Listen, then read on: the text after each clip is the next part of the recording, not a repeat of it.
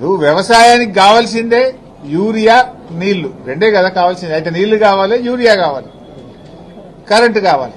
కానీ కాంగ్రెస్ గవర్నమెంట్ ఏమంటుందంటే ఇవాళ వ్యవసాయానికి యాప్లు కావాలి, మ్యాపులు కావాలంటుంది. వ్యవసాయానికి కావాల్సింది నీళ్లు, యూరియా, కానీ కాంగ్రెస్ ఏమంటుంది యాప్లు, మ్యాపులు కావాలంటుంది. ఇది ఎట్లుందంటే ఆడలేక ఓడే మధ్యలో అన్నట్టు యూరియా సరఫరా చేయడం చేతగాక ఈ ప్రభుత్వం దొంగ నాటకాలు ఆడుతా ఉంది.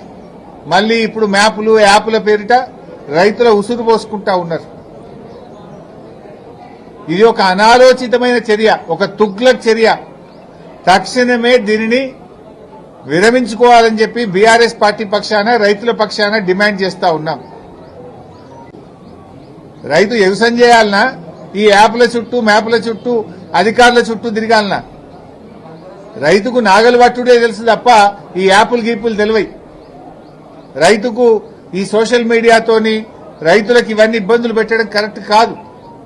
అందరికీ స్మార్ట్ ఫోన్లు ఉండయి, చాలా చోట్ల నెట్వర్క్ ఉండదు. మరి కౌలు రైతుల పరిస్థితి ఏంది? ఇప్పుడు ఏమంటుంది ప్రభుత్వం? ఒరిజినల్ రైతు అట కౌలు రైతుకు కౌలు ఇచ్చినట్టు రాసిస్తే అప్పుడే కౌలు రైతుకు యూరియా ఇస్తారట. మళ్ళా టెనెన్సీ యాక్ట్ ఉంది, అసలు వాడు కౌలు ఇచ్చినే బంద్ పెడతాడు.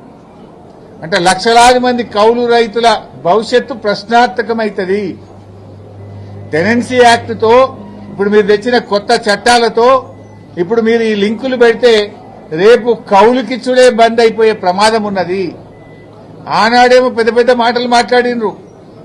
ఏ కౌలు రైతుకు కూడా మేము రైతు బంధు ఇస్తాం, కౌలు రైతులకు పంట నష్టపరిహారం ఇస్తాం, రైతుకి ఇస్తాం, కౌలు రైతుకి ఇస్తామన్నారు. గెలవంగానే మాకు సంబంధం లేదు, రైతు కౌలు రైతు చూసుకోవాలన్నారు.